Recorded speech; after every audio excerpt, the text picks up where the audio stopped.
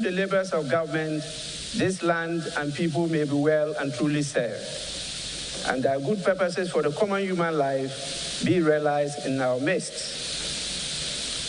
O God, grant us a vision of our country, fair as it might be, a country of righteousness, where none shall wrong his neighbor, a country of plenty, where evil and poverty shall be done away with, a country of brotherhood, where all success shall be founded on service and honor shall be given to the deserving, a country of peace, where government shall rest on the will of the people and the love for the common good. Bless the efforts of those who struggle to make this vision a living reality. Inspire and strengthen our people, that they may give time, thought, and sacrifice to speed the day of the coming beauty of Ghana and Africa. Amen.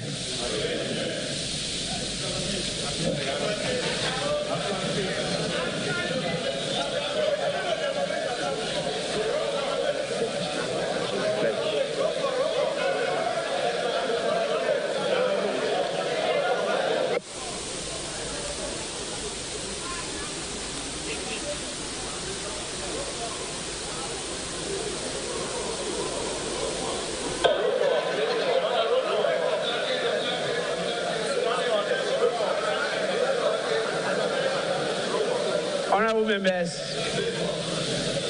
the National Pledge.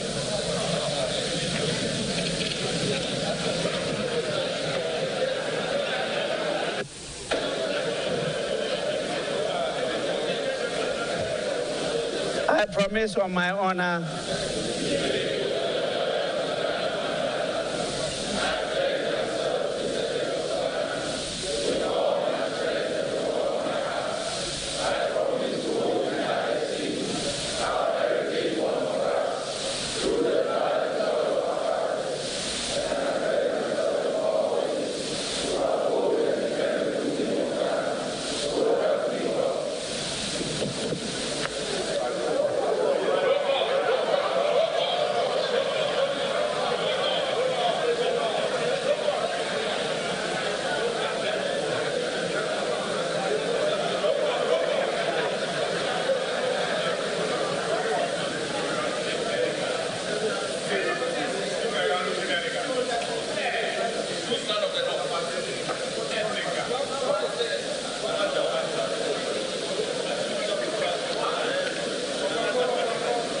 Honorable members,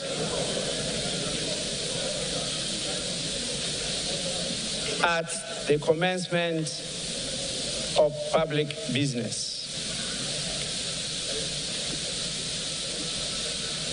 honorable members, the House is extremely privileged to have the presence of His Excellency Nana Addo Dankwa Akuffo-Addo, President of the Republic of Ghana and Commander-in-Chief of the Ghana Armed Forces in this August chamber. His Excellency the President is here in accordance with Article 67 of the Constitution of the Republic of Ghana to deliver a message on the state of the nation to this honorable House. On behalf of leadership and all honorable members, it is my privilege and singular honor to welcome His Excellency the President of the Republic to this august House. This is the House of Parliament. This is the House of the people. This is the House of accountability. And this is the House of democracy. Honorable members, before I invite His Excellency the President to deliver the message in the State of the Nation, I want, with your kind permission, to recognize the presence in this chamber of the following distinguished personalities. We have Her Excellency, the First Lady, Mrs. Rebecca Akuffo-Addo.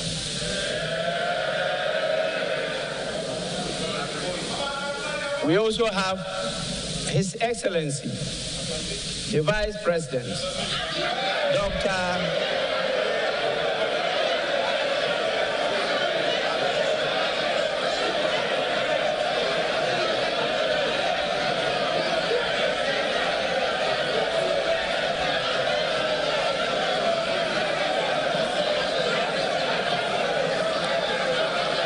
Honorable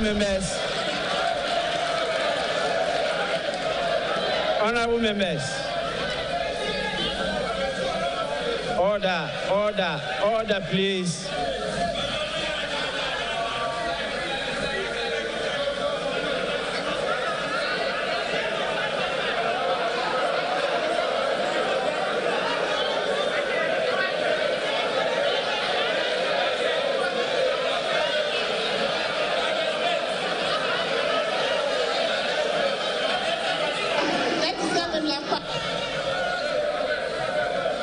Honorable members, we also have His Excellency, the Vice President, Dr.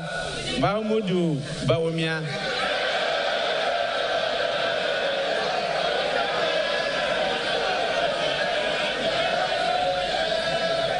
We have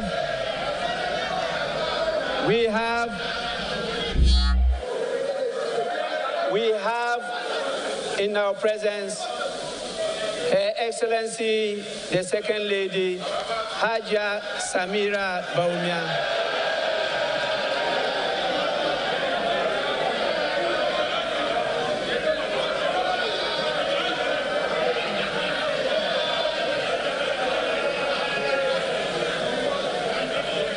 Surely, honorable members, surely we have the spouse of the Speaker, Her Excellency,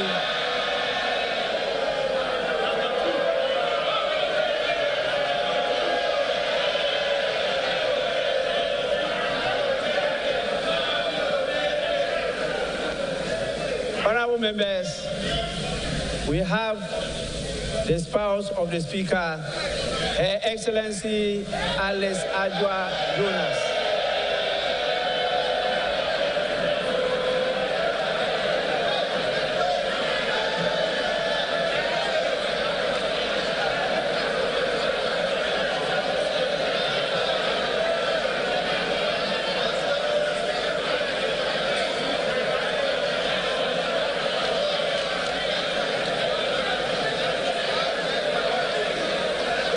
Honorable members, we have Her Ladyship, the Chief Justice, Justice Gertrude Tokunu.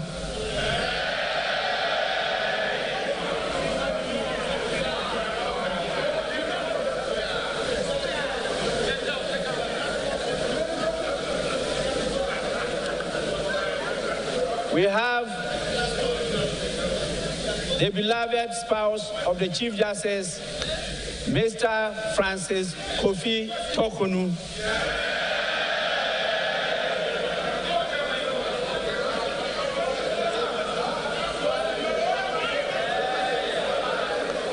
Honorable members, we have our revered Chairman of the Council of State, Nana Otio Sribo II.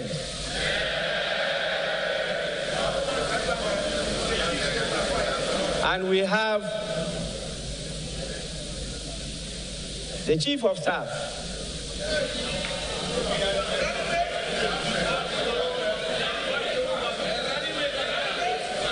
the Chief of Staff, as you all know, is in charge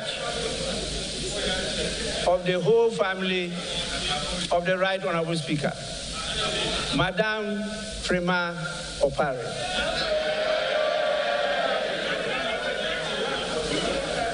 We have His Excellency John Dramani Mahama.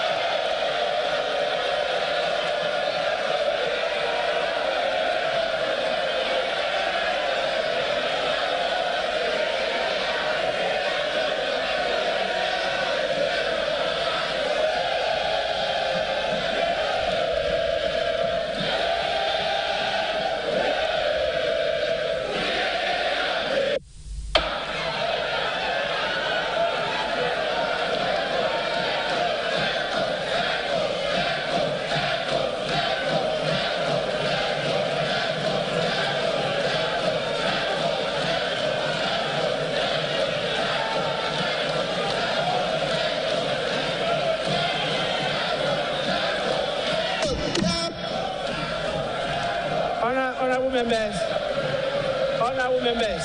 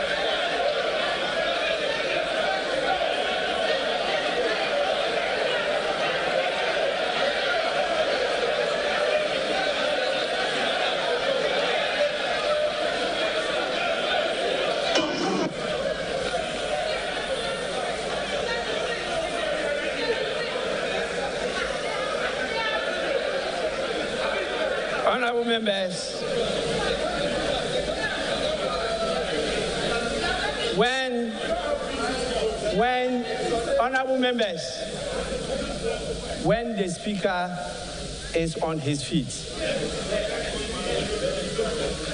everybody else is seated and quiet. That is Parliament. Please, this is the formal sitting of Parliament, and all the rules apply. I will not be tempted, and I resist it, to start enforcing some of the rules. I know this is election year, but my words can deselect a lot of you. So please, my words on this chair can deselect a lot of you. Kindly take note and let's proceed. His Excellency, as I mentioned, is the former President of the Republic of Ghana. We have in our midst Her Excellency Nana Konadu Agyeman-Rawlings, the former First Lady of the Republic of Ghana. We have the Right Honorable Michael Aaron Okwe,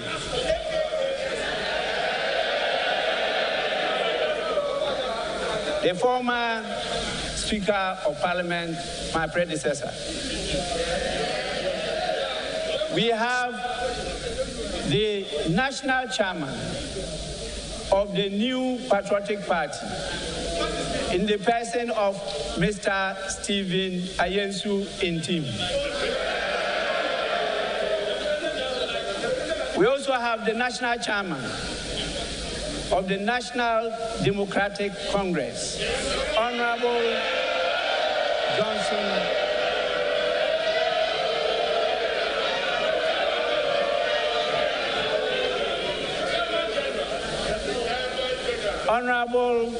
Johnson Asedu Inketia.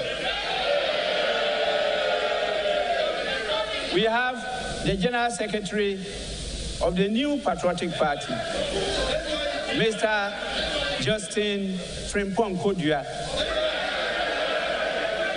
And we also have the General Secretary of the National Democratic Congress, Honorable Fifi Fiave Kweti.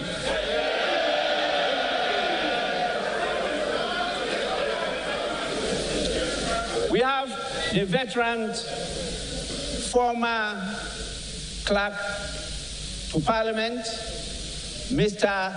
Samuel N. Dankwa. They started it all even before independence.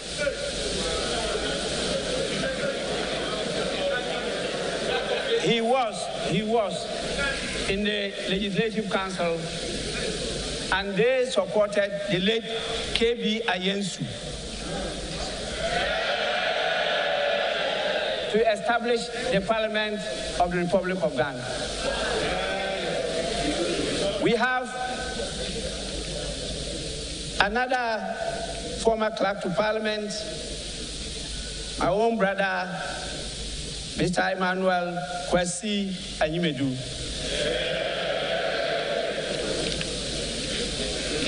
We have the heads of our security agencies and our esteemed chiefs, queens and queen mothers.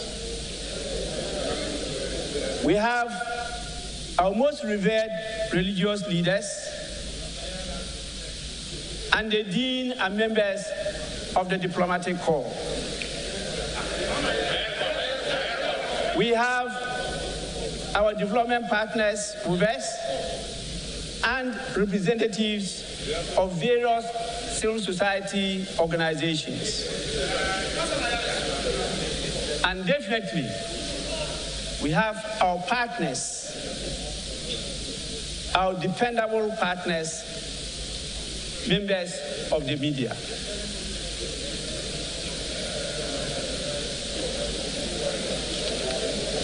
Honorable members, with your kind permission,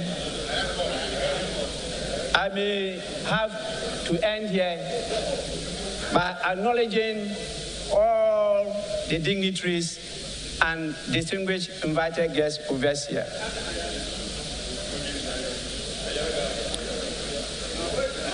I now have the greatest pleasure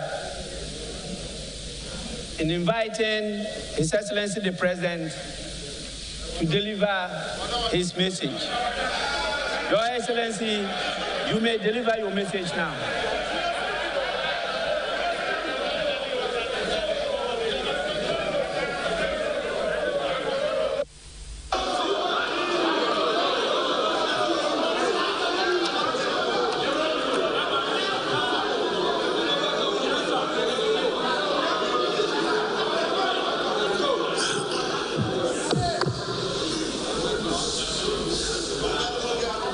Mr. Speaker,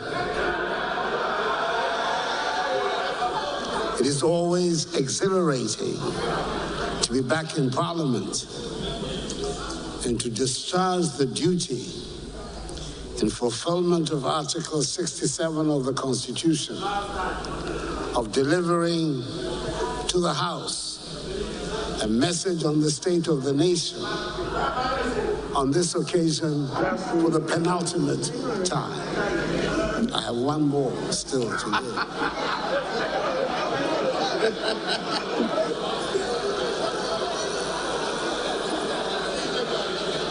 In accordance with protocol and convention, it is good to see that First Lady Rebecca Akuffo-Addo, Vice President Mahamadou Bawumia,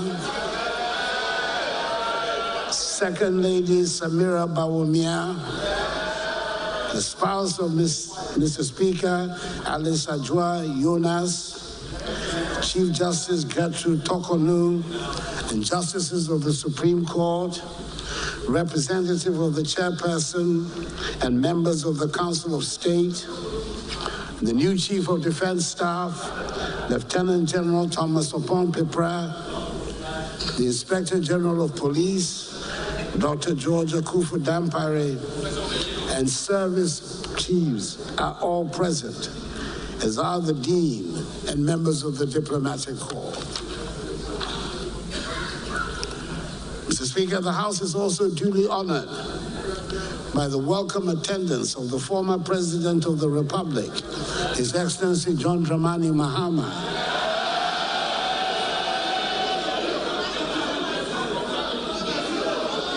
and former First Lady, Her Excellency Nana Konadu Agyeman-Rawlings.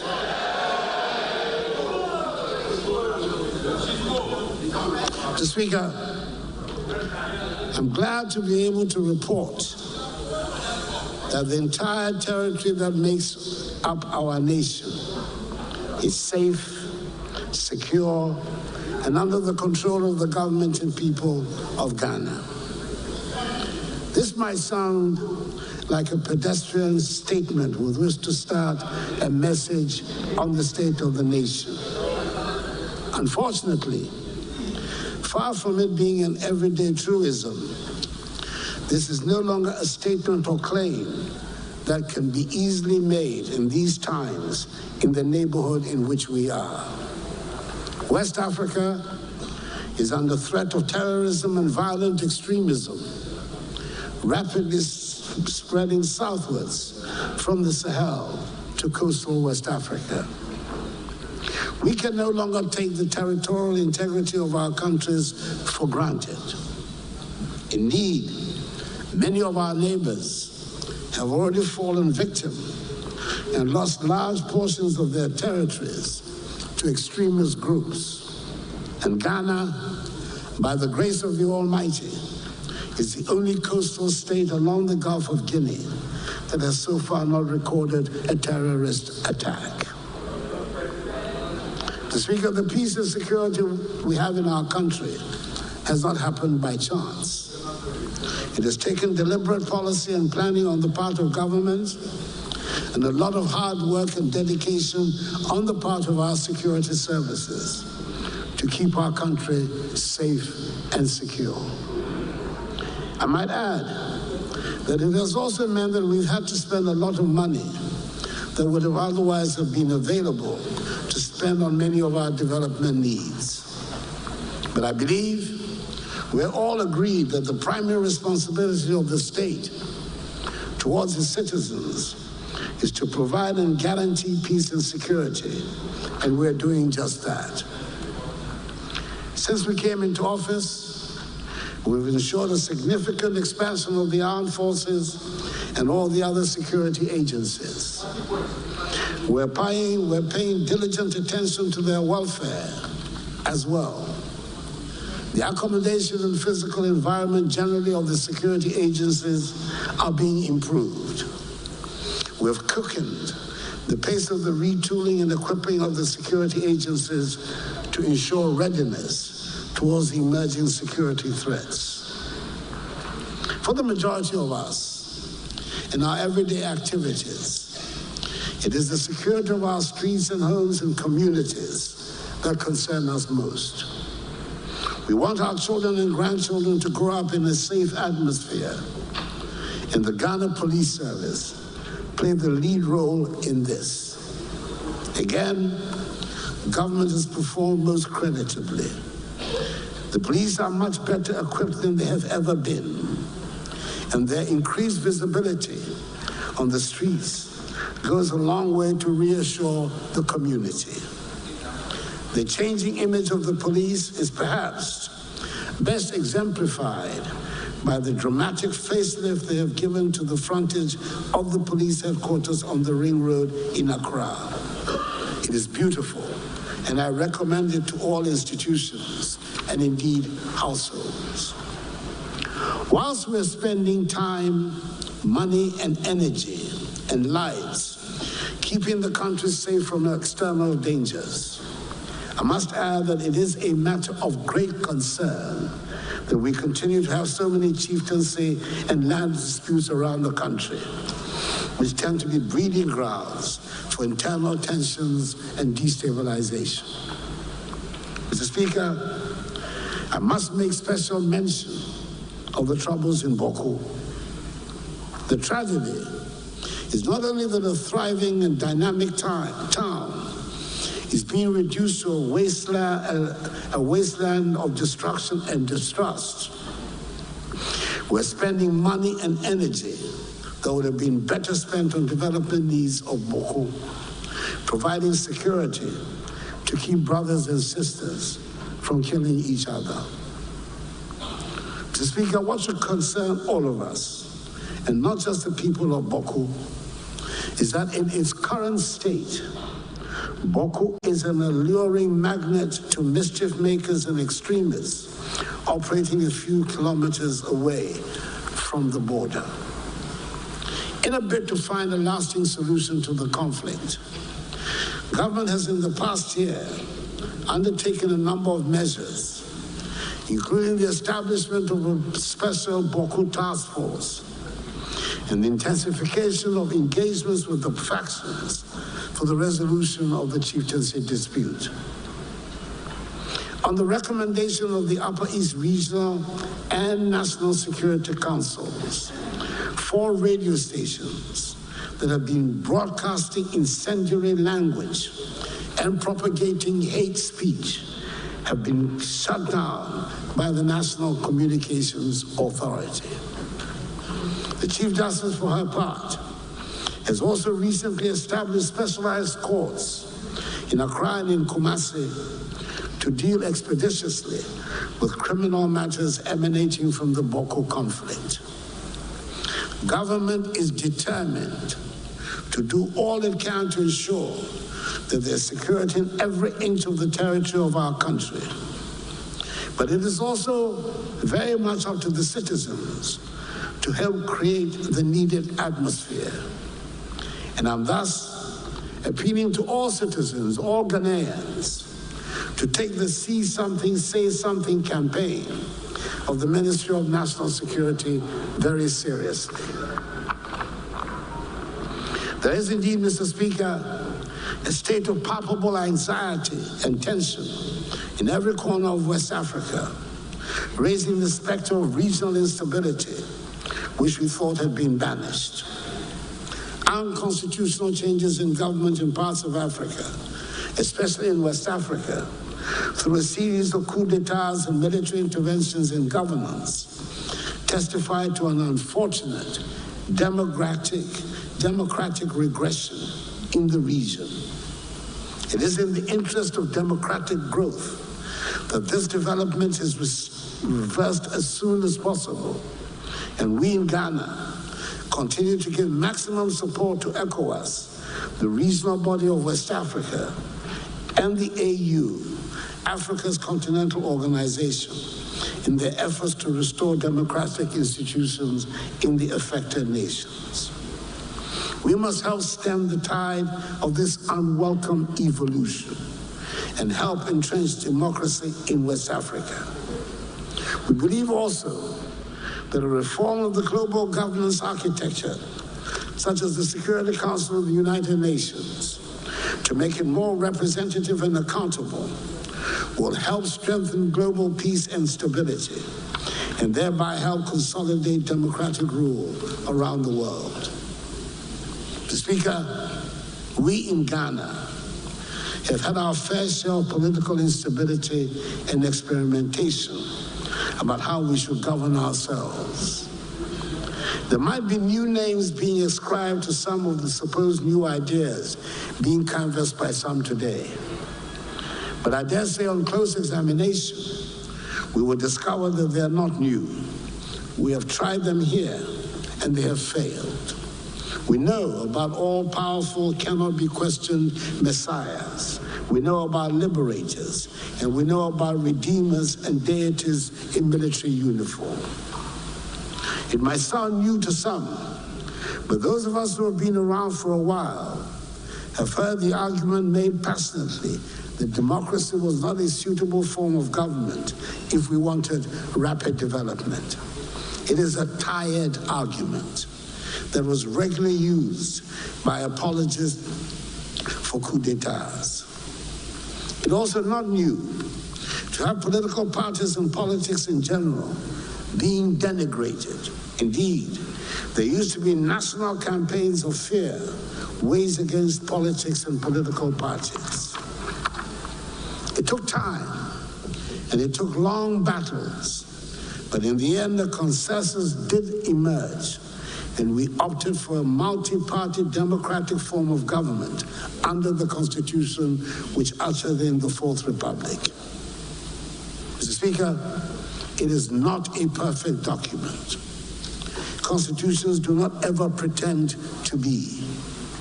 But it has served us well these past 32 years, considering where we have come from. It is a sacred document that should not be tampered with lightly. But I hasten to add, our Constitution did not descend from heaven.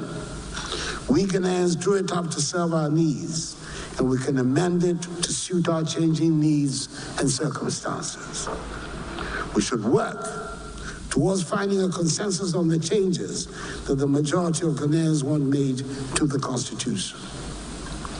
Mr. Speaker, democracies are founded on elections, and the holding of free and credible elections ensure that people have confidence in the government that emerges at the end of the process.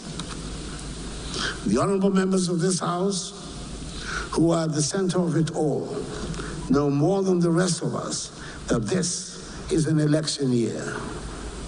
The increased decibel level in all communications will ensure that even the most politically uninterested person among us would know that on December 7th, we shall be going to the polls to elect a new president and new members of parliament. A lot of the responsibility lies on the Electoral Commission to put the organization in place that will ensure that we have credible elections. The government is doing its part to make the work of the Electoral Commission go smoothly. A lot of responsibility lies on the political parties as well, and I hope that the parties recognize that their credibility is also on the line, especially with some people wanting to undermine the multi-party democratic system of government. It is up to the parties to demonstrate that competitive elections are an honorable, character-enhancing experience, and that at the end of the process, the loser will congratulate the winner, and the world does not come to an end because an election has been lost. There is nothing inherently dirty or corrupt about politics. and nothing about elections that should generate violence. We who are in politics and we who are members of political parties owe it to ourselves, the institutions we claim to belong to, and above all, we owe it to Ghana and the people of Ghana to make politics and elections the serious and joyful phenomenon they should be. In discharging their responsibility, I urge the Electoral Commission to work with the political parties to iron out whatever problems there might be. And I'm happy that the Electoral Commission, after engaging the parties, has shelved plans to change the 7th December date. Politics, after all, has been described as the art of the possible. And if that is what we are engaged in, it should not be beyond us to resolve the problems that come up and concentrate on working to build the happy and prosperous country we want. Government, on its part, will do what is expected of it to make sure that the reputation of Ghana is not damaged and the free will of the people is manifested at the end of the electoral process. And I want to reassure the people of Ghana that I'll do everything in my power to help ensure the conduct of transparent, free, and fair elections on 7th December.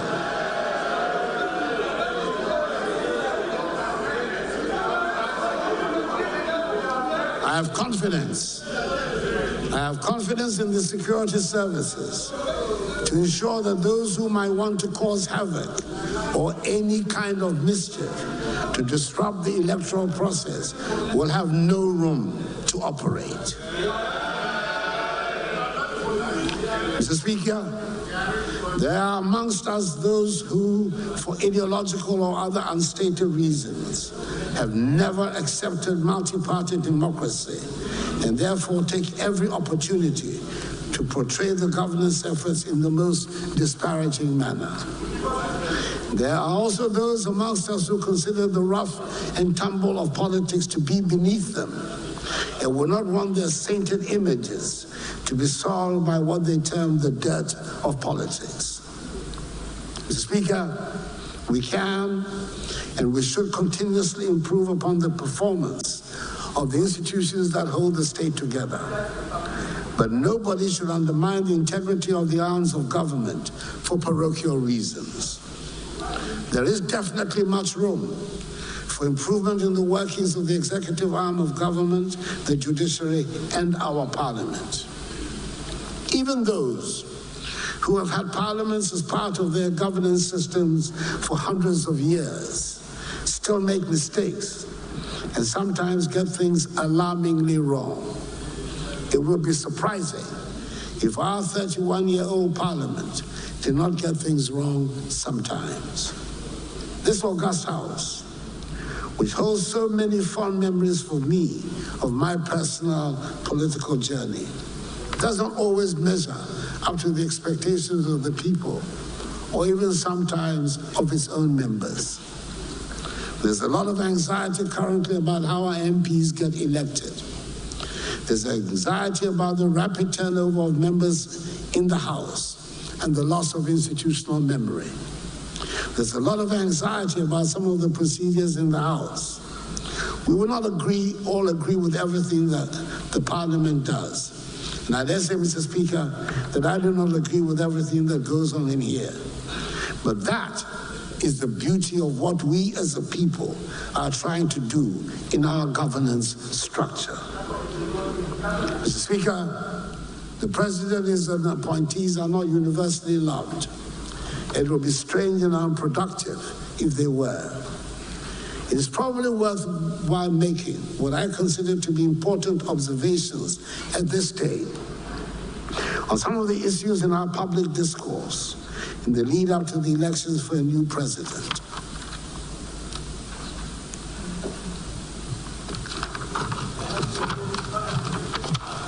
Under the Constitution, the executive power of the state is vested in the President of the Republic.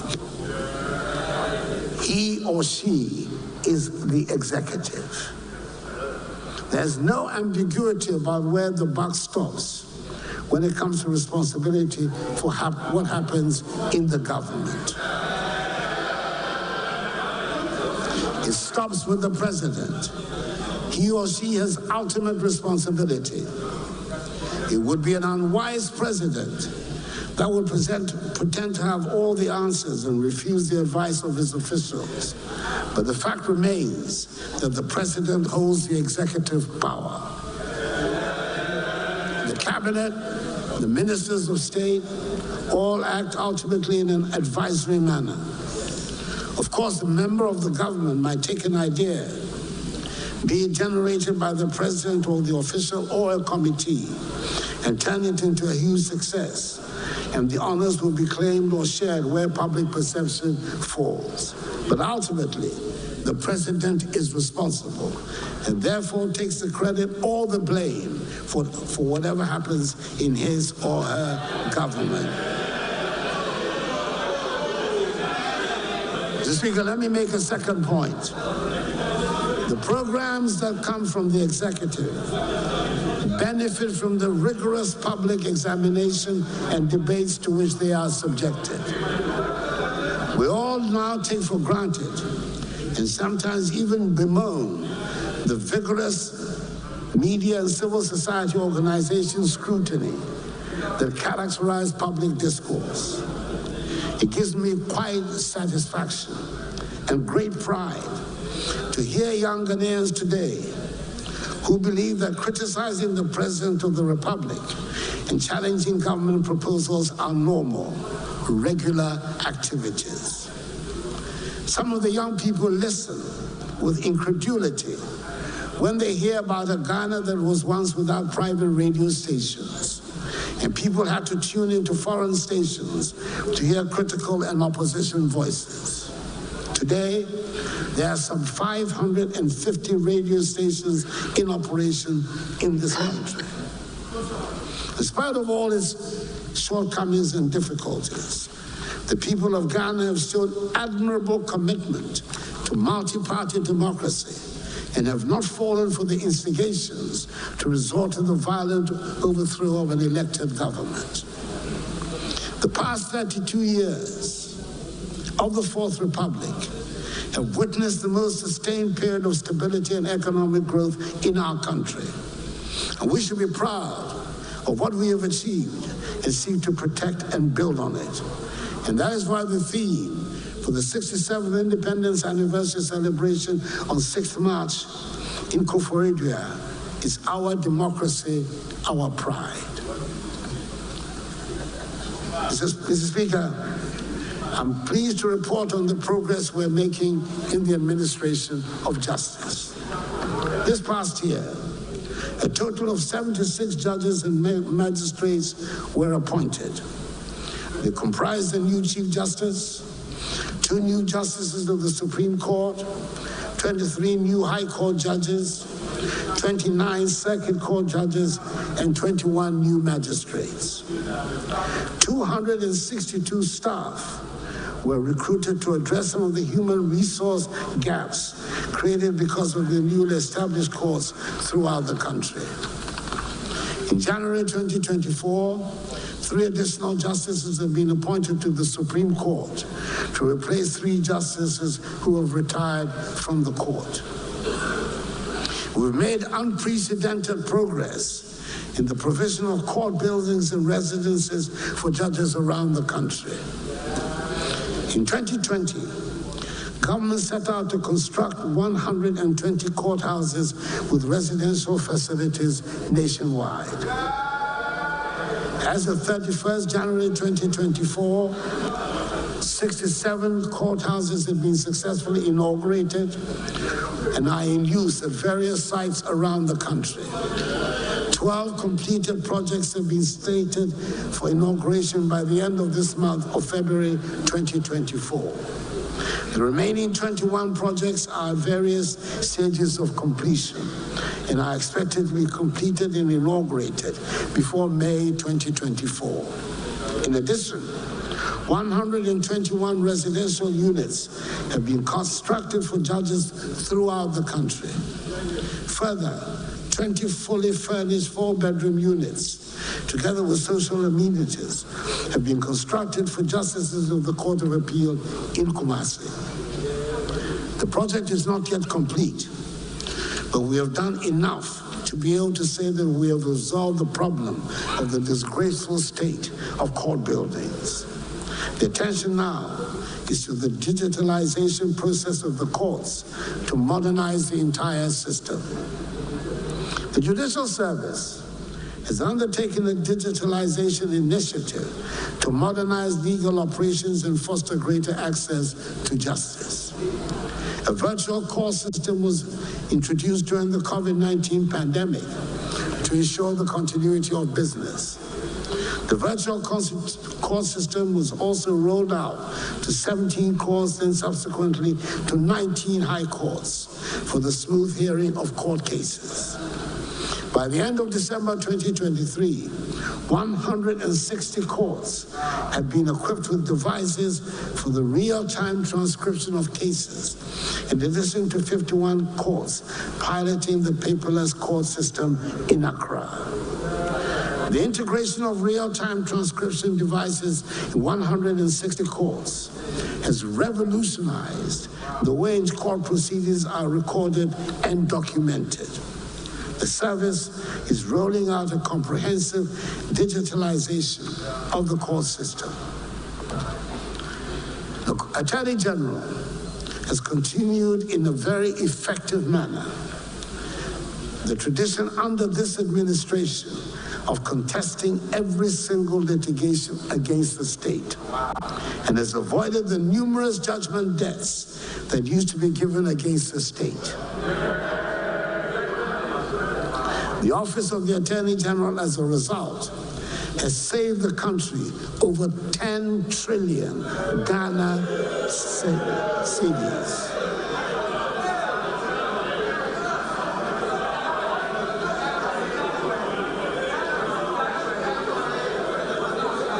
All the evidence is there.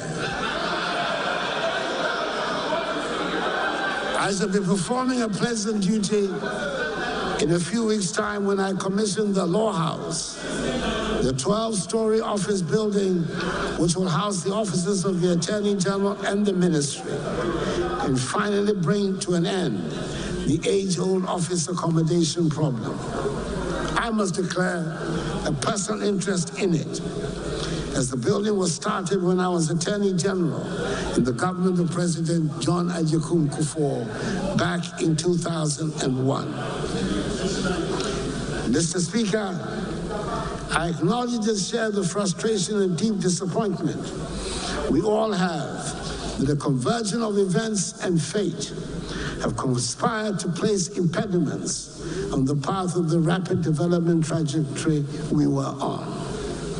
I'm proud that despite of the dramatic financial crisis that we encountered in 2021, whose worst effects became manifest in 2022, the transformative measures we introduced in the first 4 years of office make it possible to showcase an impressive array of developmental projects across the length and breadth of the country. I do not intend to go through the long, even if interesting process of enumerating the projects the Akuffo-Addo government has undertaken since coming into office, their location, and what stage of completion they are in. Mr. Speaker, with the best will in the world, there simply will not be the time to do that, even if we spend all day here.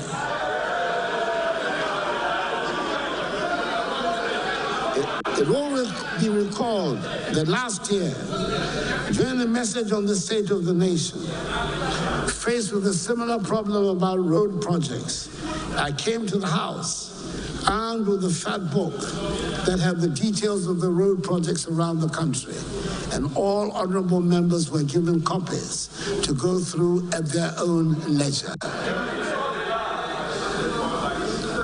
I haven't had anybody point out one. This year, we're taking things to a higher level. This government, after all, is the digitalization government. And the man who has led the entire digitalization process these past 7 years.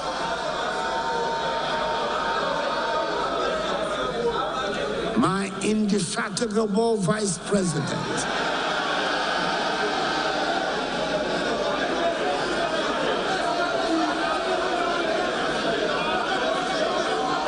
Dr. Mahamadou Bawumia,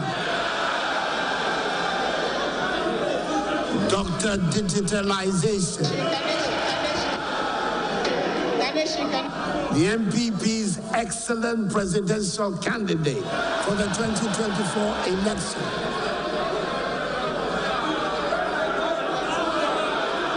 Is coming out with what will allow everyone and everybody and anyone to check on every project being undertaken by the government without having to listen to the president's message on the state of the nation.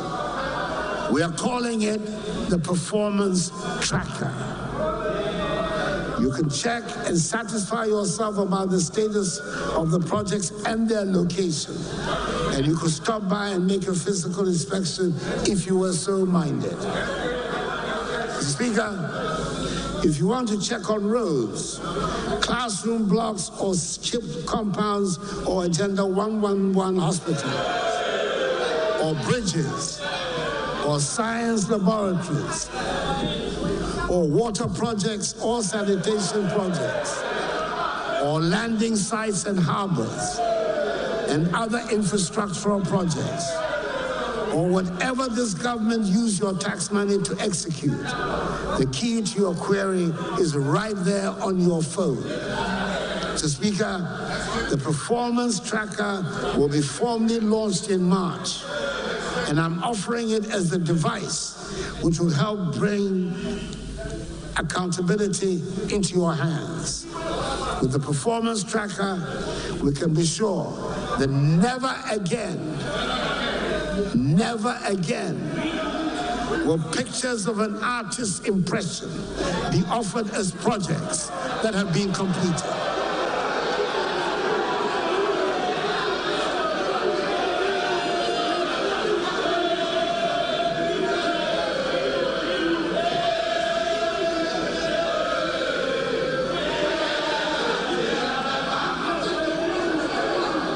I'm able to recommend the performance tracker in the sure knowledge that the Akuffo-Addo government has done more in education in terms of student enrollment, teacher training and employment, provision of infrastructure than any government. We have similarly done more in health, agriculture, security, roads, railways, tourism, digitalization than any other government. Thanks to the performance tracker, the president no longer has to go through lists. And I have the confidence to say that every performance indicator used shows we have done more in these 7 years than in any of the 8 years under the National Democratic Congress.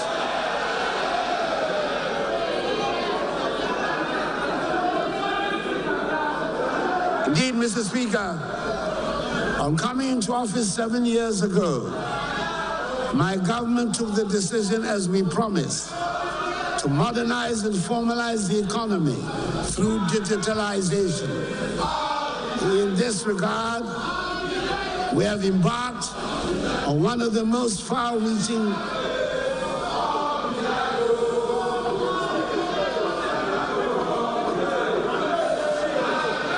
Mr. Speaker, come what may, I will have my day in Hansard. I will have my day in Hansard. Come what may. Good evening.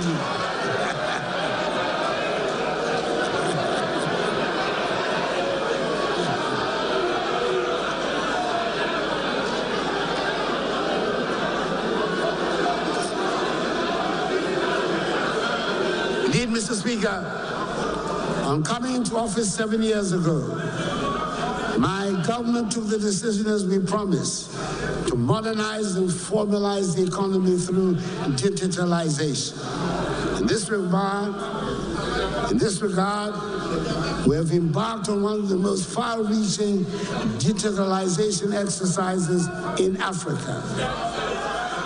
Up from the figure of 900,000 which we inherited when we came into office in 2017, we have thus far enrolled 17.6 million on the Ghana card, and therefore provided unique biometric identity to the majority of Ghanaians.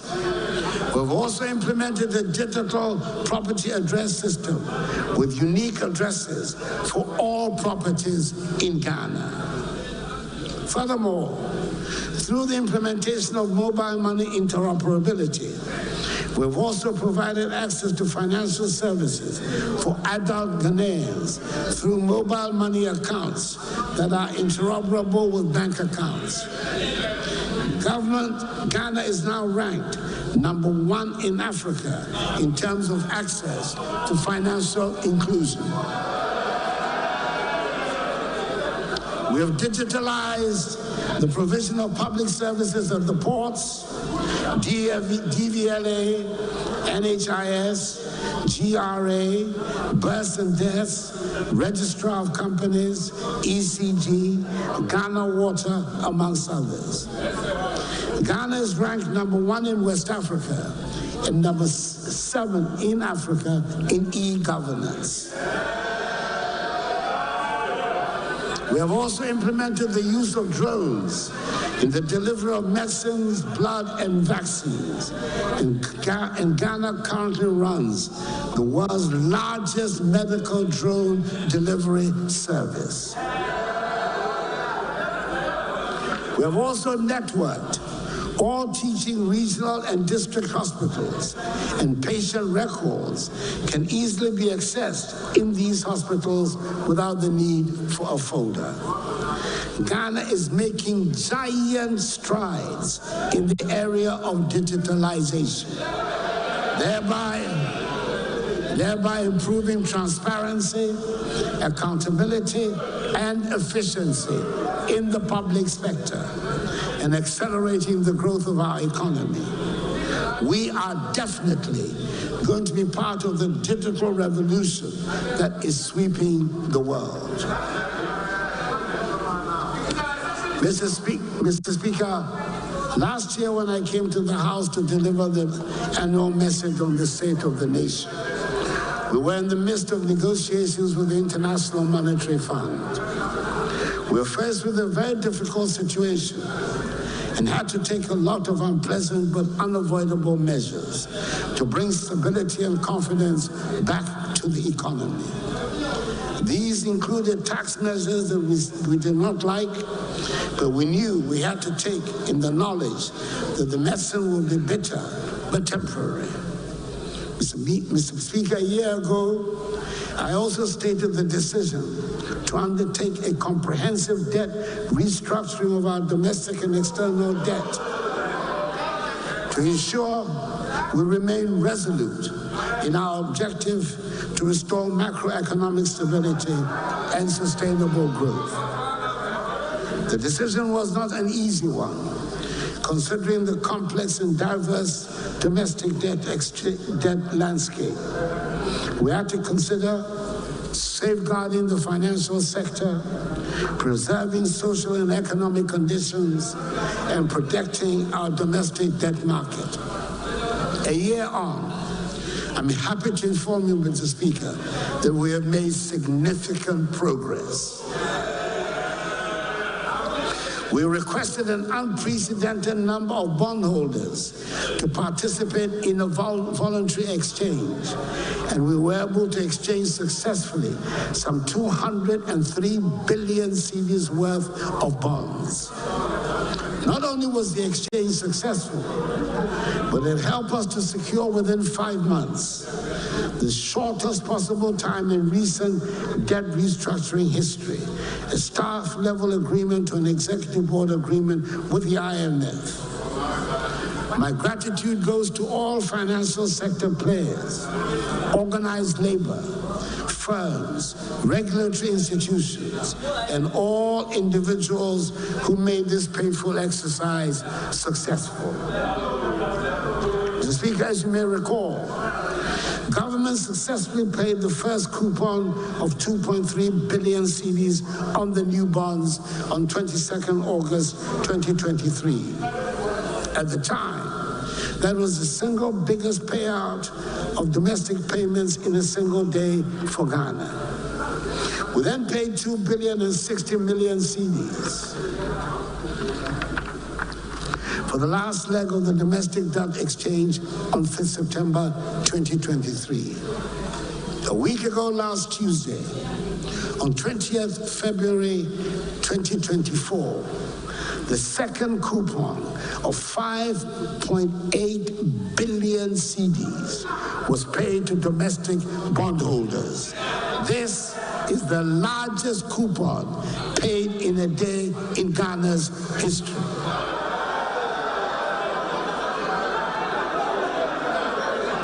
On the external debt side,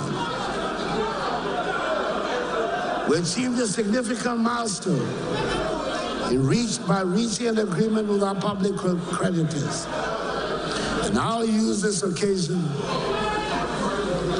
to express our appreciation to the Republic of France and the People's Republic of China, co-chairs of the Official Creditors Committee, for their positive roles in this achievement. We have also intensified our engagement with our external bondholders on the principles of transparency, fair treatment, consistency with the IMF debt sustainability analysis, and good faith. We are focused and committed to accelerating the process.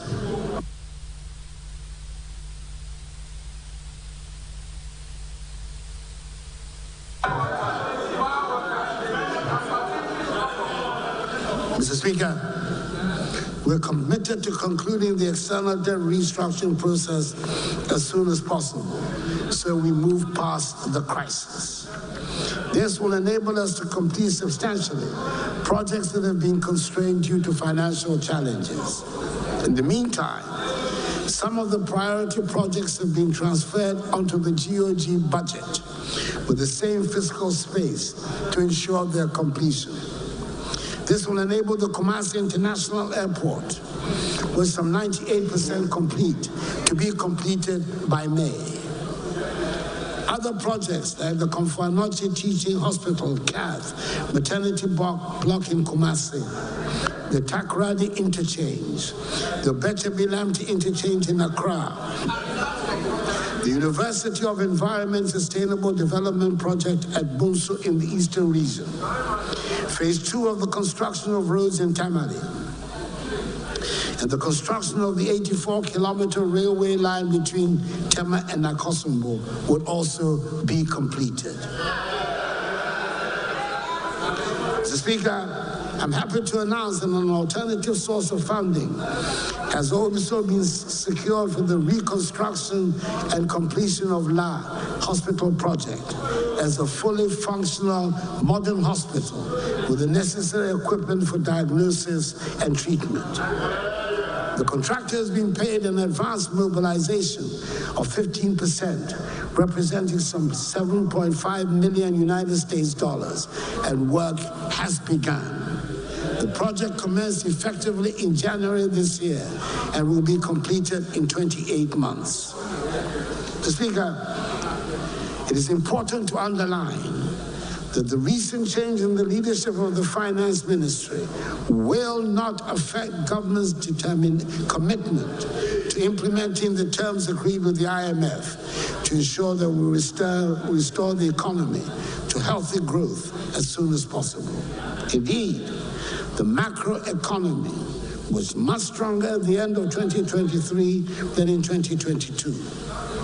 Inflation, which peaked at 54.4% in December 2022, has reduced to 23.5% in January 2025. Real GDP growth for the first 3 quarters of 2023 averaged 2.8%, higher than the targeted growth rate of 1.5% for 2023. The cedi has been largely stable since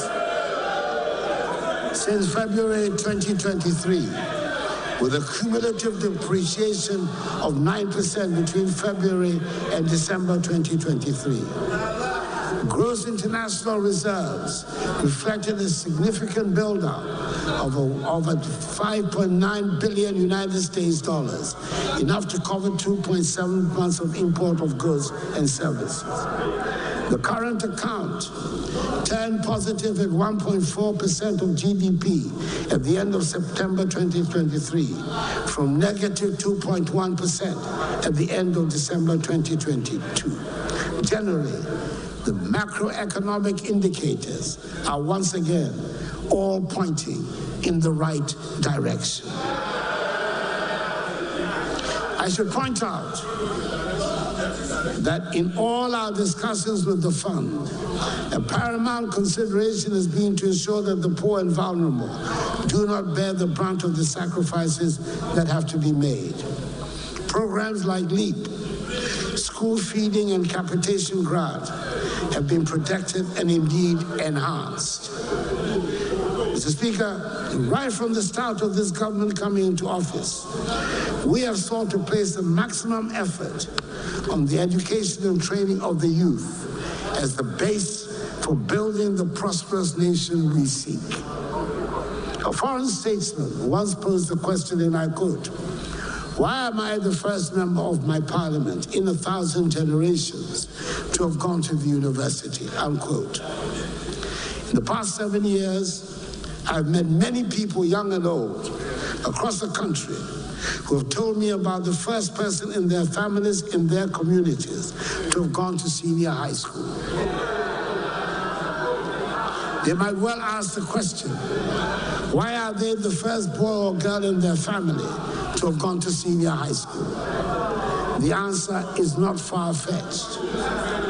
Not being able to go to secondary school for lack of money was so widespread an accepted phenomenon that it led to some people thinking senior high school was not meant for them or their children or for people from their village. And therefore, a child in the family finishing junior school and moving on to senior high school was simply not factored in their expectations. Mr. Speaker, free SHS might be labeled by its detractors as a mere political slogan that must be demonized, but it is in fact a transformative program that has broken myths and liberated minds.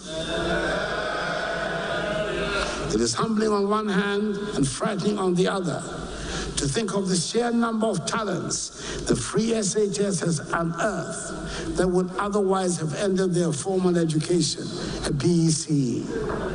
I know we will get more engineers, doctors, architects, scientists, writers, and poets out of the increased numbers of those attending senior high school who will go into further education. Even if they stop at high school, at senior high school, imagine what 1 million more secondary school educated young people will do to our self-confidence and the value of our workforce. That alone makes free SHS worthwhile. I'm proud that the MPP government under my leadership has been able to bring this transformative policy into our educational system. Mr. Speaker, I believe the success of the free SHS policy has answered its critics, and the arguments about it should cease, and we should simply concentrate on finding ways to improve it. I'm particularly glad that the fears about lowering of standards have been allayed. Refreshingly, we witnessed through the 2023 batch of free SHS students the best waxing results in over a decade. Mr. Speaker, There's more to education than free SHS, and government has been paying equal attention to all the other sectors. Kindergarten, primary school, and junior high school must work together to give a solid foundation and strengthen the free SHS policy. The implementation of various programs, such as the capitation grant, feeding grants to special schools, BEC registration for pupils in public junior high schools, among others, have significantly increased access to education at the basic level. The focus of the comprehensive reforms within the sector has been to improve learning outcomes and ensure every child that goes through our education system is equipped with literacy and numeracy skills by the time they exit primary 6. A national standardized test for numeracy and reading skills is now being conducted at primary 4. Unfortunately, quite a number of children still manage to slip out of the net and miss going to school altogether or drop out at primary school. The Ministry of Education partnered with key development allies to launch an innovative financing program called the Ghana Educational Outcome Project, GEOP. The goal of GEOP is to provide educational support to 72,000 out-of-school children, helping them access complementary education and transition into formal schools. I'm happy to report that 17,340 out-of-school children have been taken through the program and mainstreamed into formal schools in 2023. This program has worked so well, it won the GovTech Prize Award in February 2024 at the World Government Summit held in Dubai. Government has remained committed to improving the teaching and learning of STEM education at the pre-tertiary level. Key interventions have included increasing our ability to produce STEM professionals and also meeting 21st century skills. Accordingly, the curriculum has been overhauled to include STEM career pathways such as aviation and aerospace science, biomedical science, engineering, computer science, manufacturing, robotics, and artificial intelligence. Government has also increased its investment in infrastructure for science, technology, and engineering and mathematics, STEM education at the pre-tertiary level. The construction of 10 STEM schools and 10 STEM centers has commenced across the country, with 7 STEM model schools having been operationalized. These schools have been equipped with state-of-the-art laboratories and classrooms, dormitories, assembly halls, dining halls, and conducive environments to foster teaching and learning. The operationalized schools have a total enrollment at present of 2,400 students reading general science and STEM. Mr. Speaker, in recognizing the critical role of technical and universal and vocational education and training in the country's industrialization agenda, the government continued implementing key reforms in the TVET space, including the expansion of the free senior high school program to include students in public TVET institutes. Mr. Speaker, a lot of resources has gone into the provision of infrastructure at all levels of the educational system, but a lot remains to be done. Many basic schools require more adequate classrooms and furniture, and the environment in some of these schools can be made more suitable for learning and teaching. Some of the senior high schools, especially the community schools recently absorbed into the former GES structure, lack the facilities that these established schools take for granted. must all express our gratitude to the teachers in such schools who manage, in spite of the difficulties, to bring out the best in their students and sometimes succeed in achieving great results. They exemplify the best in the Ghanaian and give us hope for the future. Indeed, the one tablet per student policy at the senior high school level is being rolled out and will formally be launched by me next month. It is a great tool to help bridge the gap between disadvantaged and privileged students. Mr. Speaker, free SHS and our no guarantor policy under the Student Loan Trust Fund are breaking down financial barriers for students seeking higher education. By eliminating the requirement for a guarantor, we have empowered students from economically disadvantaged backgrounds to pursue their education aspirations without undue financial burden. This has meant a substantial increase in the number of students seeking tertiary education. And it is in response to this increase, the government has decided to establish 4 new universities in Mampong in the Ashanti region, Akrodia in the Bono region, Bonsu in the eastern region, and Kintapo in the Bono East region, and expand the facilities in existing ones. We are pursuing interventions towards achieving by 2030 the 40% gross tertiary enrollment ratio, up from the current level of 18.8%, as well as the 60-40 science to humanities ratio from the current one of 40 to 60, as captured in the Education Strategic Plan of 2018 to 2030. Mr. Speaker, between 2012 and early 2017, there was nothing more demoralizing than the phenomenon we called Dumso.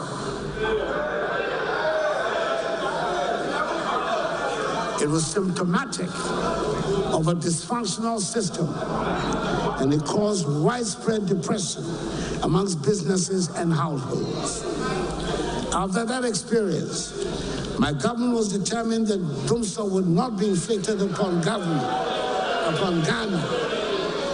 and Ghanaians under an MPP government. Shouts will not wish Dumso away in our history. It will not.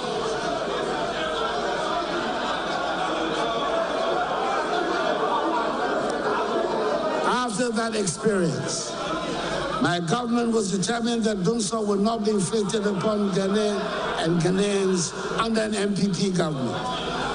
And I'm glad to be able to say, so far, so good. We have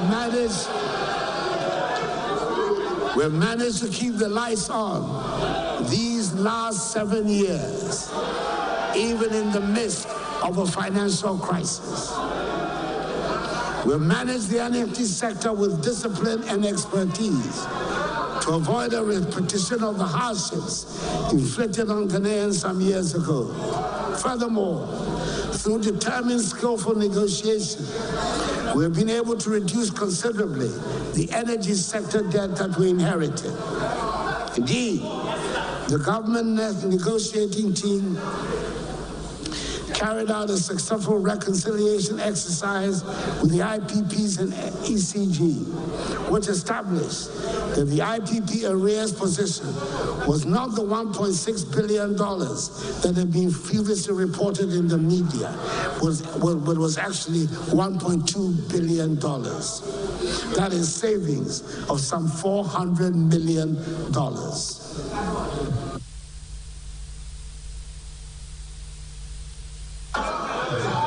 Additionally, the government negotiating team has reached commercial agreements on headline terms for the restructuring of power purchase agreements and arrears with AXA, Amandi, SenPower, Senate, and Early Power, and is finalizing remaining definitive documentation of such terms, which will result In total expected savings in excess of $9.1 billion over the lifespan of the IPP projects.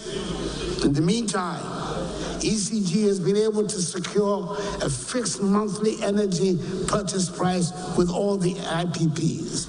This has led to a monthly payment of $43 million United States dollars instead of the $77 million United States dollars. That is monthly savings of $34 million, or a 44% reduction in monthly payments, a far better outcome than the take-or-pay system we inherited. Mr. Speaker, I'm happy to report that we're making admirable progress in the provision of electricity to all parts of the country. Last year, 207 communities were connected to the grid, taking the current national access rate, electricity access rate to 88.85%. We are aiming to achieve universal access this year by connecting an additional 400 communities to the national grid under the self-help electrification program and other 10 key projects. As part of efforts to improve power system reliability in the middle and northern parts of Ghana, government took a decision to relocate the 250 megawatt Ameri plant from Abuazi to Anwamasu in Kumasi. The Volta River Authority has successfully relocated 6 units of the Ameri plant with capacity of 150 megawatts, which are currently being tested and commissioned in Kumasi. The authority is taking steps to relocate the remaining 4 units before the end of the year.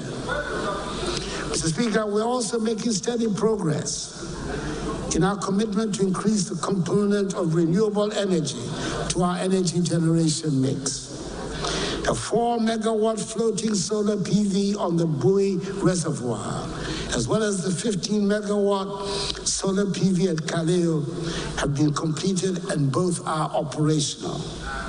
We have contributed to increasing our share of solar energy in the generation mix to 3.2%. A 100-megawatt solar PV is under construction at Bui, as is the mini-grid electrification program ongoing in the Ada East District, all of which will help us attain our target of 10% renewable energy in our generation mix by 2030. Mr. Speaker, furthermore, we have committed ourselves to the development of nuclear energy for peaceful purposes. As I indicated at the U.S.-Africa Nuclear Energy Summit and the International Framework for Nuclear Energy Cooperation Ministerial Conference held in Accra in November last year, the first of its kind in Africa, our energy transition plan envisages 30% of our electricity production to be from nuclear energy by 2070, which is the core mandate of the Ghana Nuclear Power Program Organization, GNPPO, an entity under the Office of the President.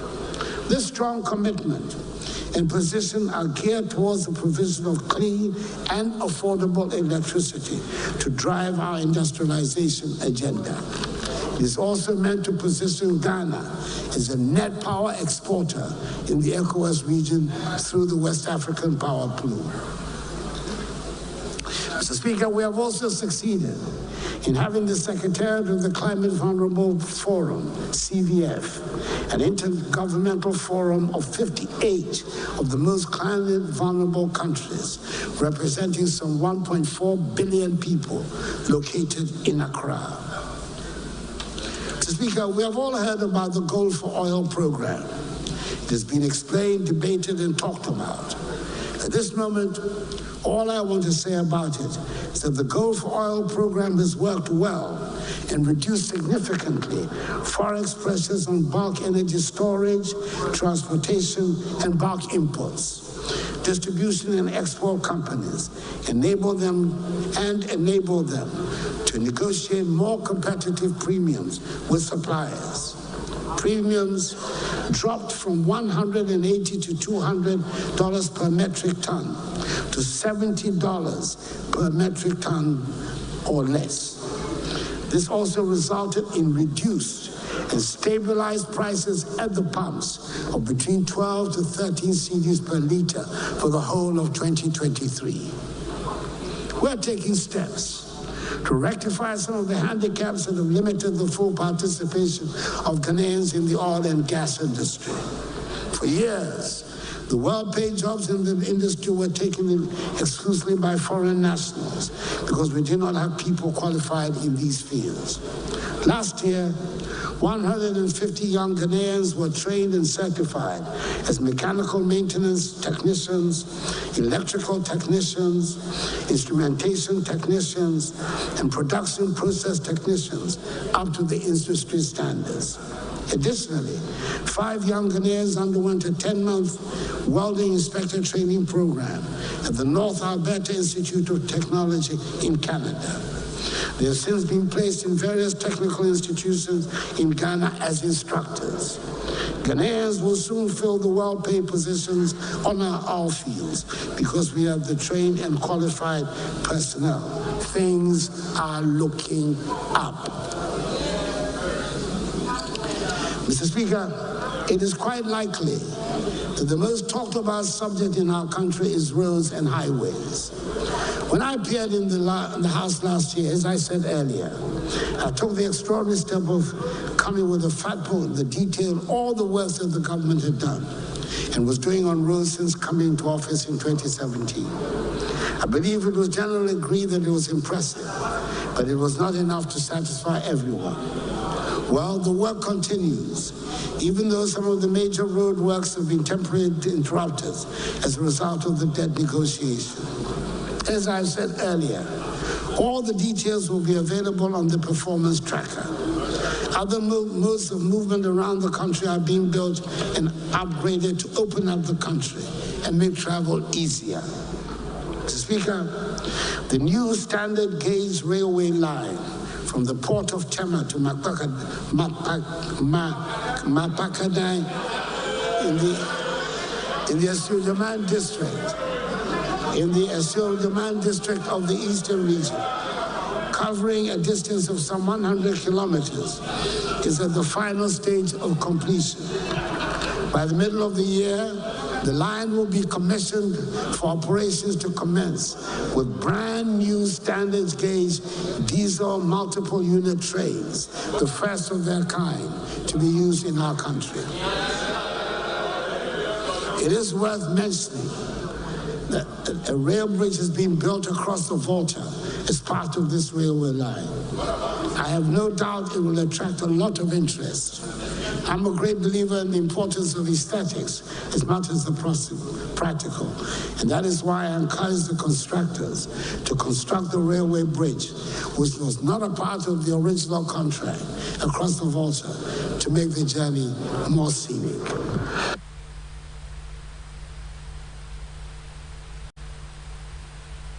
It made me choke on my glass of water. Extraordinary statement to make.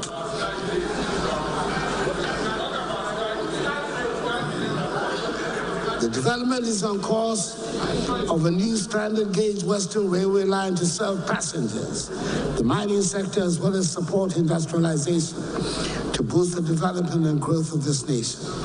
The plans for the extension of the railway line to Paga might not materialize during the rest of my administration, but I'm sure they will not be abandoned. Mr. Speaker, there's no argument. The food self-sufficiency is the basic requirement for national security and the foundation for building a prosperous nation. Last year, government reviewed the Planting for Food and Jobs, PFJ program, which had been implemented since 2019. Based on lessons learned, government developed and launched under the dynamic leadership of the new Minister for Food and Agriculture,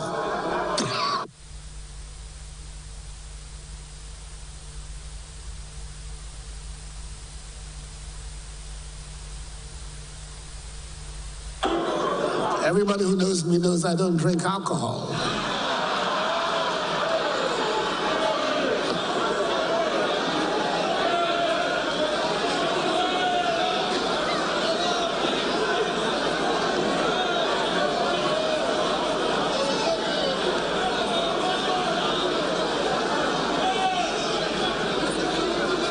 Last year, government reduced the Planting for Food and Jobs program, which have been implemented since 2017. Based on lessons learned, government developed and launched under the dynamic leadership of the new Minister for Food and Agriculture, the second phase of the PFJ. The second phase of the PFJ sets out a 5-year agenda to ensure food self-sufficiency and resilience.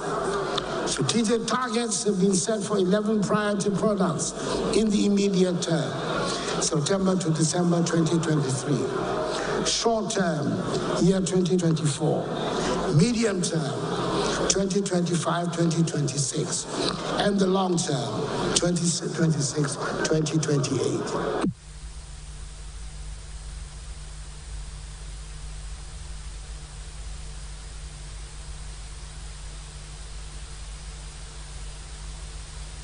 The selected products are maize, rice, soybean, sorghum, tomato, pepper, onion, cassava, yam, plantain, and poultry. So I'm happy to report the production estimates for these priority products reveal that the planned targets for the year have been exceeded for all the products except poultry.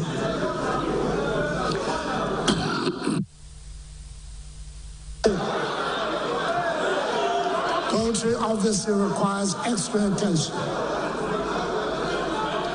And that is exactly what we're doing.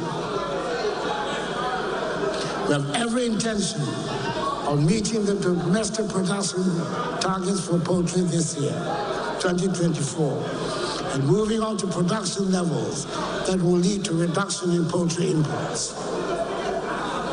We envisage a vigorous cooperation between government and the private sector to achieve the set target. Mr. Speaker, the surest way of making agriculture attractive to young people is to take the drudgery out of farming.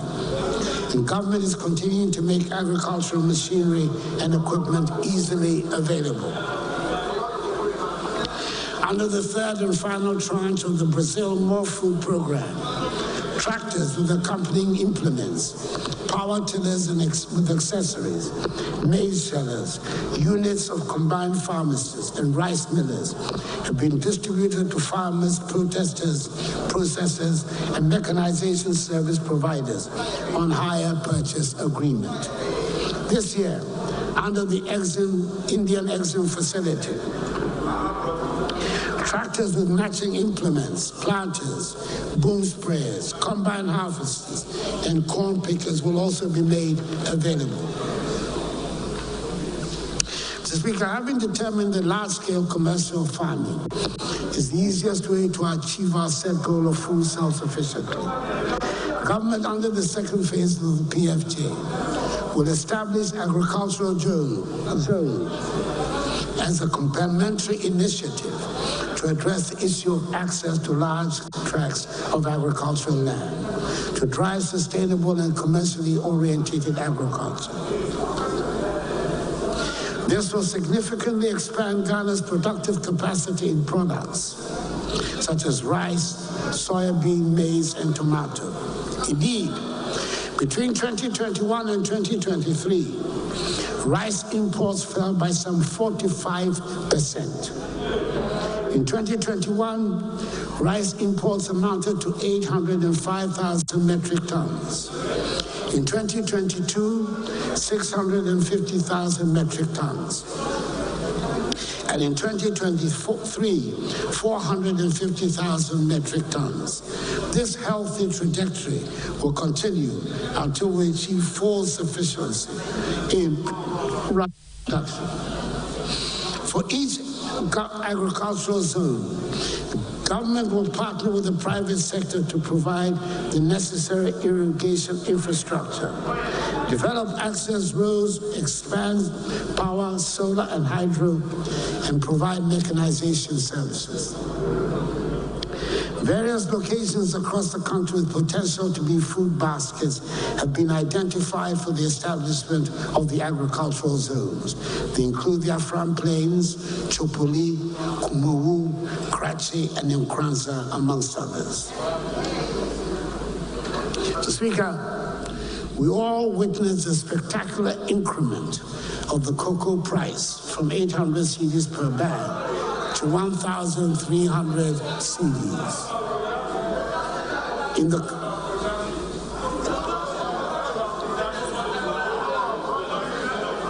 to 1,300 cedis per bag. In the current cocoa season, the highest increase in 50 years.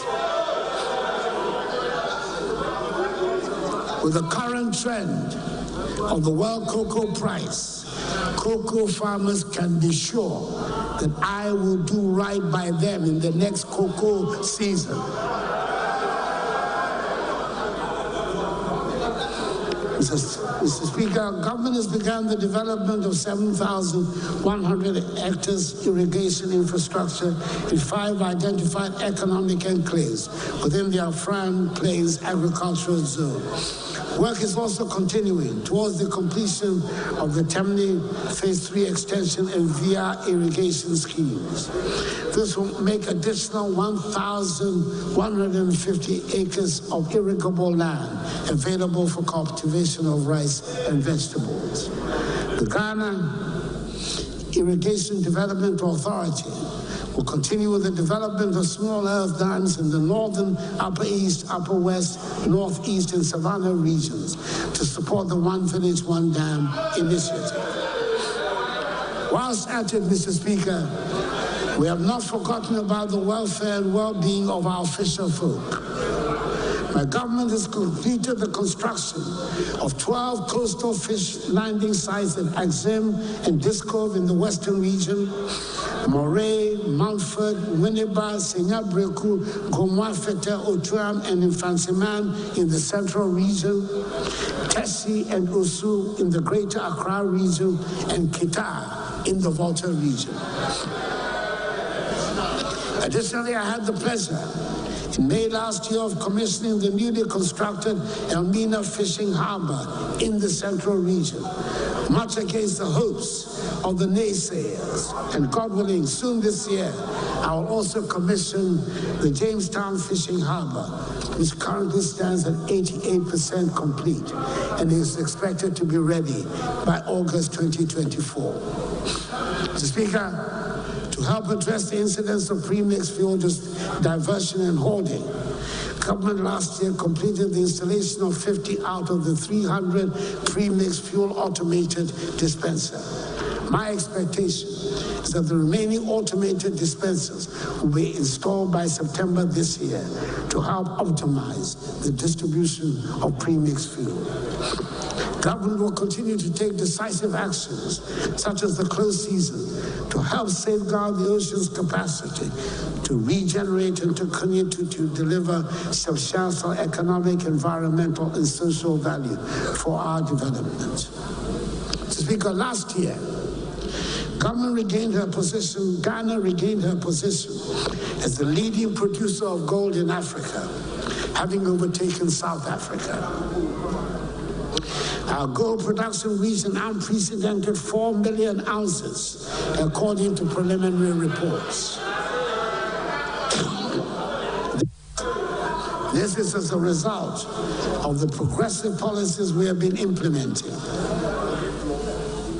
which have led to the revival of dormant mines like the Obuasi and Bibiani mines and the expansion of existing ones. The reduction in withholding tax on unprocessed gold by small-scale miners from 3% to 1.5% has resulted in some 900% increment in gold export from the small-scale sector over the last 2 years. Leveraging on these resources, we introduced the innovative gold for oil policy, which accounts for some 30% of our total crude oil consumption.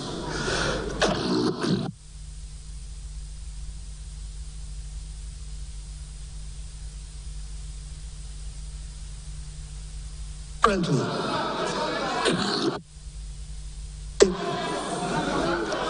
3 large-scale mines are under construction in Ahafo, Upper East and Upper West regions, with Cardinal Namdini set to pour its first gold in the Upper East region in the last quarter of this year. With these new nines, our gold production is expected to increase to some 4.5 million ounces annually. Mr. Speaker, to add value to these volumes of production, we have constructed through a public-private partnership a 400-kilogram capacity gold refinery, and we're in the final stages of negotiations for a London Bullion Market Association certificate.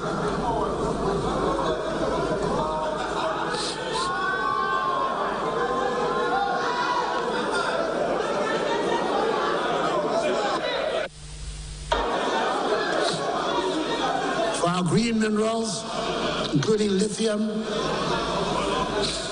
we've put in place a policy for their exploitation and management to ensure beneficiation across the value chain of these critical minerals. Mr. Speaker, as it has been widely reported, Newman Corporation, the world's largest gold-producing company, which operates 2 huge mines in our country and is constructing a third, has announced its intention to sell its Agyapong mine in the eastern region, the 3rd largest mine in the country, which produced some 420,000 ounces of gold in 2022. As part of government's policy to modernize the mining sector, to indigenize the mining sector, we will engage with Newmont to give priority to Ghanaian investors who will want to acquire this mine to ensure that our mineral resources better benefit the Ghanaian people. Mr. Speaker, we continue to work to ensure the protection of our forests and wildlife resources while reclaiming degraded forests. Some 42 million trees have been planted over the last 3 years under the Green Ghana project, and some 690,000 hectares of degraded forests have been cultivated between 2017 and 2022 under the Ghana Forest Plantation Strategy. Mr. Speaker, the main cornerstone of our move towards the industrial transformation of Ghana is the One District, One Factory policy, this government's iconic flagship initiative. It demonstrates how government can stimulate and incentivize the private sector to expand and diversify manufacturing across the country by harnessing locally available raw materials. It is significant to note that within the relatively short span of 6 years, the government has directly intervened to stimulate interest in and support many private sector business promoters to make significant investments in manufacturing under the One District, One Factory program.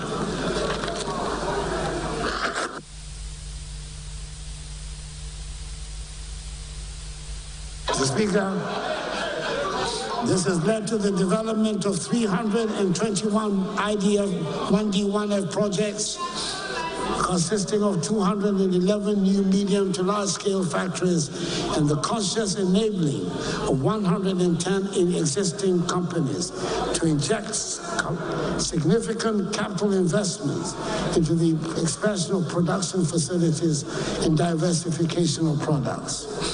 These business promoters have so far invested in 142 districts across the country, across all 16 regions, and achieving 54% district coverage. The aspiration is to bring the 1D1F project to every district. Speaker, within this period, some 170,000 jobs have been created under the novel ID 1D1F program by companies in operation. The Speaker, government approved a number of incentives, including duty exemptions to support the implementation of the 1D1F program. In 2019 and 2020, 37 1D1F companies were granted exemptions approval by this august House. However, from 2021 to date, no exemptions have been granted. Mr. Speaker, I urge the House to consider and approve all the outstanding exemption applications as a matter of urgency.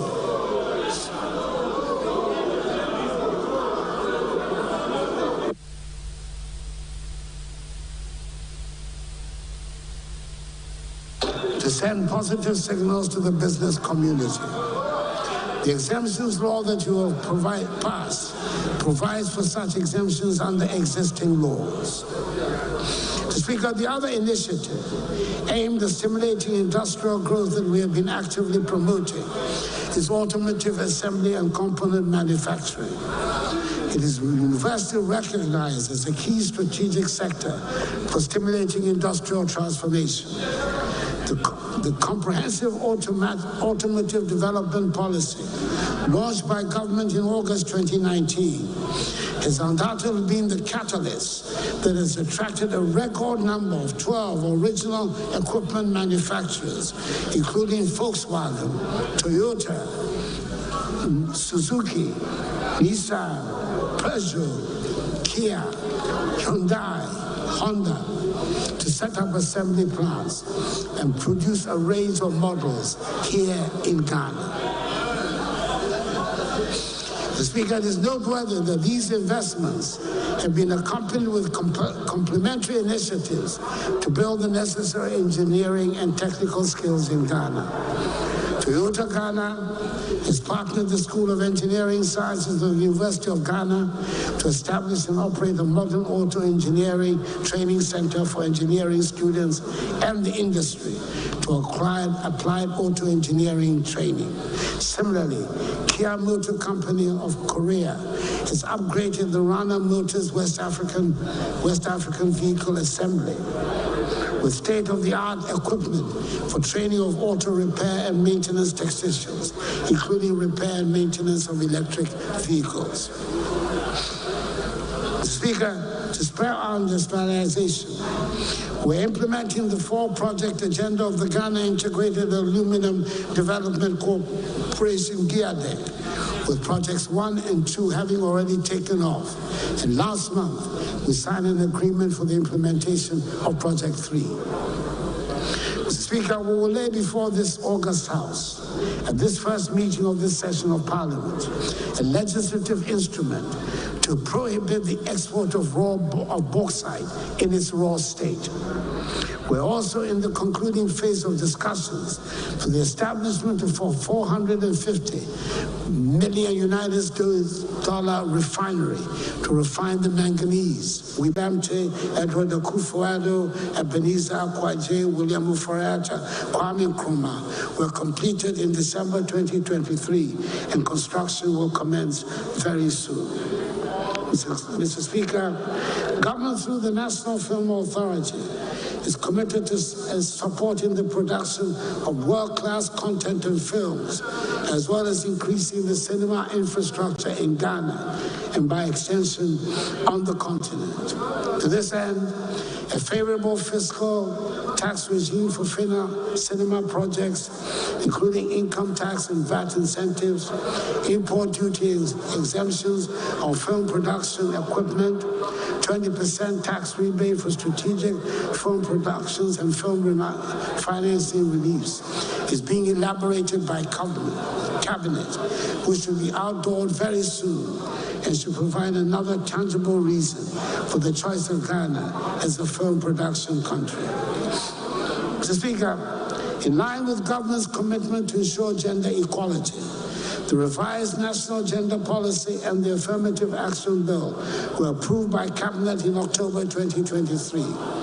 The Affirmative Action Bill is currently before Parliament for consideration and approval, and we count on the support of members of Parliament for speedy passage of the bill. The Ghana Enterprise Agency, GEA, is implementing an Only Women support program where micro, small, and medium enterprises owned by women with the potential of scaling up their operations, increasing sales, and creating sustainable jobs will receive liquidity support. The GEA is also implementing the Youth Start program, a youth empowerment program, which recently disbursed 100 million cedis to some 3,000 youth beneficiaries to upscale their businesses. Mr. Speaker, we're also implementing some interventions directed at providing support for persons with disabilities. In June last year, a significant boost was given to micro, small, and medium enterprises owned by persons with disabilities when government launched the 12 million CD PWD Enterprise Support Program. This grant support program under the Ghana Transformative Project is being funded with the support of the World Bank. Again, the Youth Employment Agency has initiated a groundbreaking employment drive targeting 282 persons with disabilities who used to work at poll booths. Speaker, let me now turn to football, a sport that is dear to the hearts of all Ghanaians. I'm sure I disclose no state secret if I state that I am myself an ardent football enthusiast and once played in the University of Ghana team with my friend, the late President John Evans Atta Mills, Fifi to me. Throughout the years, the national team, the Black Stars, has held a special place in the affection of Ghanaians. They lifted up our spirits as they dominated Africa and won 4 continental trophies. They have at other times broken our hearts, but it was not until 2006 that the Black Stars finally broke through to the world stage when they qualified for the World Cup for the first time. You will remember that we rose up as one in our support, and they did not disappoint. Then came the spectacular South Africa 2010 World Cup and its drama, when we almost became the first African side to reach the semifinals of the World Cup.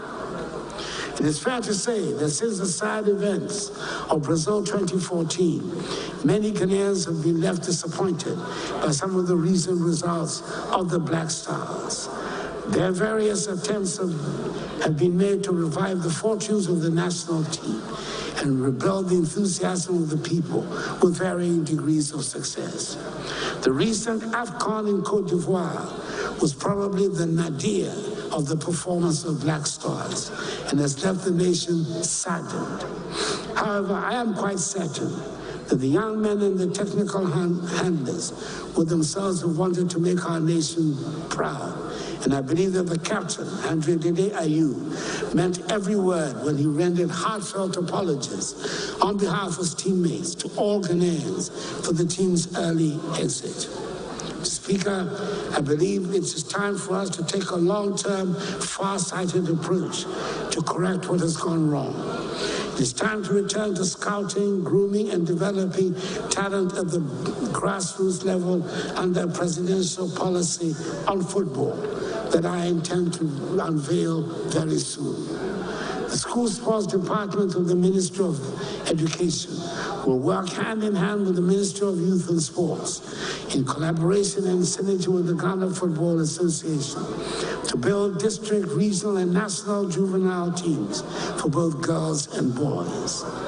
The more than 150 AstroTurf pitches constructed throughout the country under this administration provide the foundational facilities to make a start as we strive to provide more of them. We should see a steady progression of talent up the ladder from the junior juvenile teams to the senior sides based on merit and nothing else.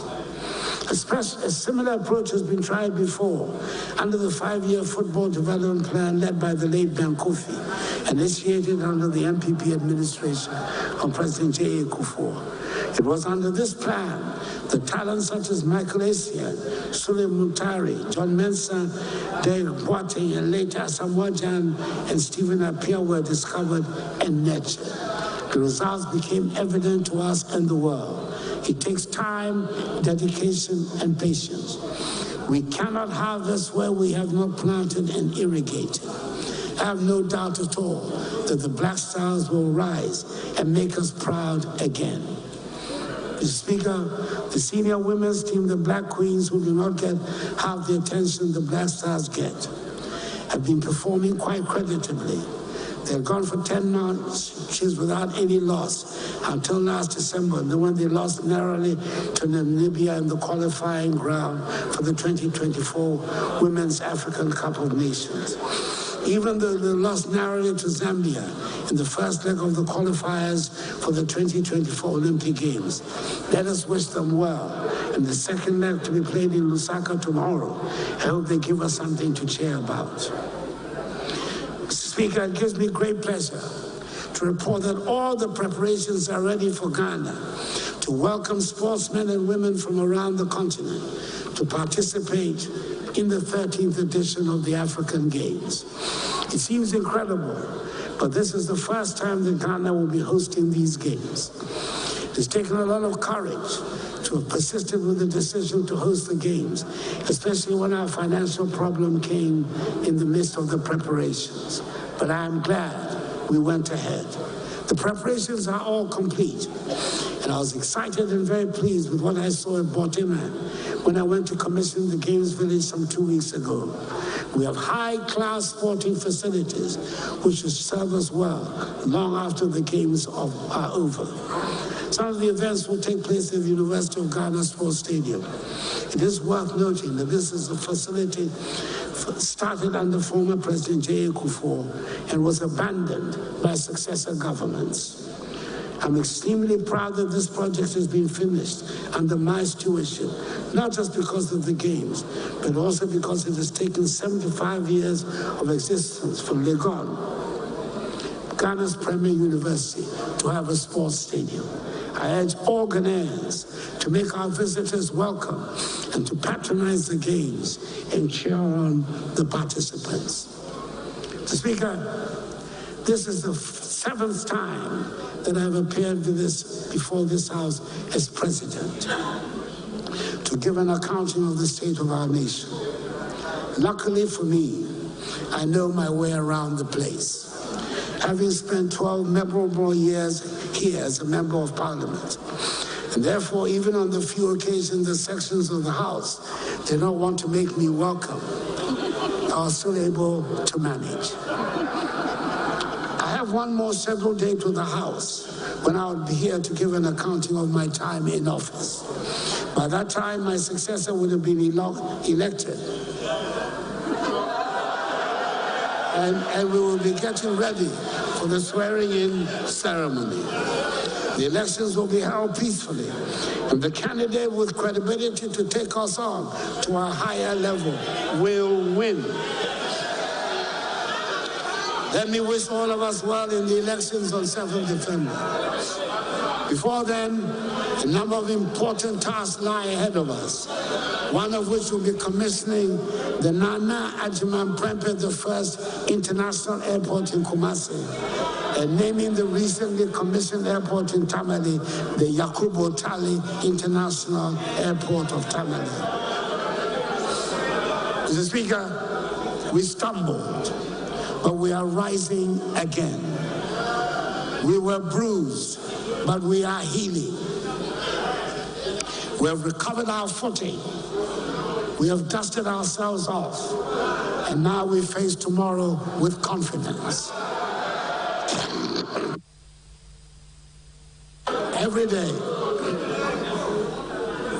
Every day we pray and hope that adversity may spare our families, our communities, and our dear nation.